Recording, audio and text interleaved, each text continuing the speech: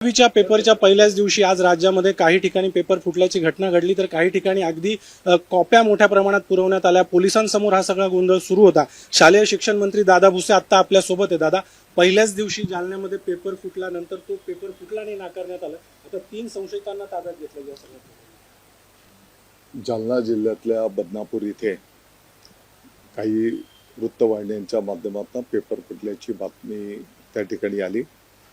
त्याचं तात्काळ गंभीर दखल घेत बोर्डने त्या ठिकाणी त्याचं सविस्तर चौकशी केलेली आहे।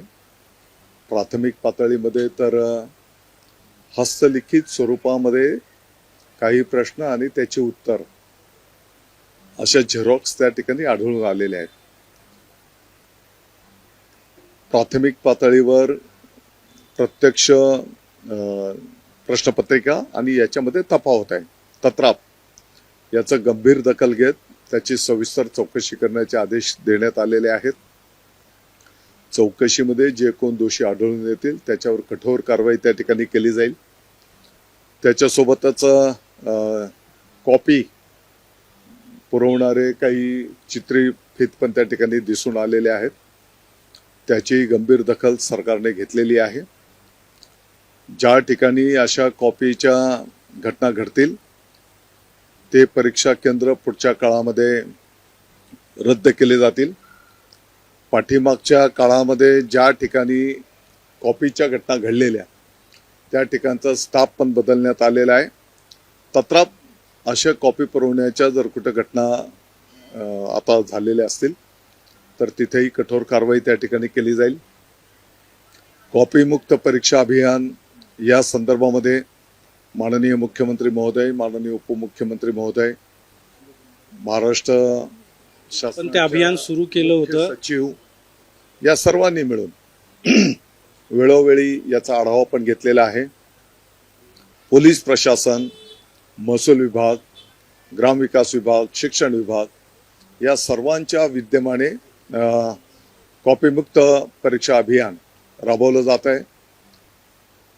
पहिल्याच दिवशी दादा साम टीव्हीने सर्वात आधी हा सगळा प्रकार दाखवला। कशा पद्धतीने प्रश्नपत्रिका जी आहे ती अवघ्या 15 मिनिटात त्या ठिकाणी बाहेर झेरॉक्सच्या दुकानावर आली। अगदी 20-20 रुपयामध्ये त्या प्रश्नपत्रिका उत्तरपत्रिकांचं सेट होतं। नाही, मला वाटतं की मी आपल्याला या प्रश्नाचं उत्तर देताना सांगितलं की प्राथमिक पातळीवर तर त्याच्यामध्ये काही तफावत आढळून येते आहे। हस्तलिखित स्वरूपामधले ते मुद्दे आहेत। तत्राप एक थोडासा वेळ द्या, त्याची सविस्तर चौकशी केली जाईल आणि त्या चौकशीमध्ये जो कोण दोषी असेल त्याच्यावर कठोर कारवाई केली जाईल। पहिलाच पेपर होता, मराठी भाषा आपली मातृभाषा आहे।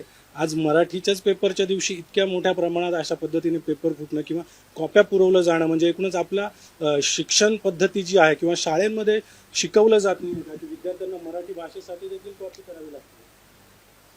बघा, साधारणतः 1-1.5-2 महिन्यापूर्वीपासून कॉपीमुक्त परीक्षा अभियान या संदर्भामध्ये नियोजन केलं गेलं। जसं मी सांगितलं, मुख्य सचिवांनी पण सर्व विभागांच्या प्रमुखांच्या बैठकी संपन्न केल्या। अगदी जिल्हा पातळीवरचे जे वरिष्ठ अधिकारी आहेत त्या वरिष्ठ अधिकाऱ्यांची पण बैठक VC द्वारे संपन्न झालेली आहे। तत्राप कुठे अशा घटना झालेल्या असेल तर जे कोण घटना असं करत असतील त्यांच्यावरही कठोर कारवाई केली जाईल।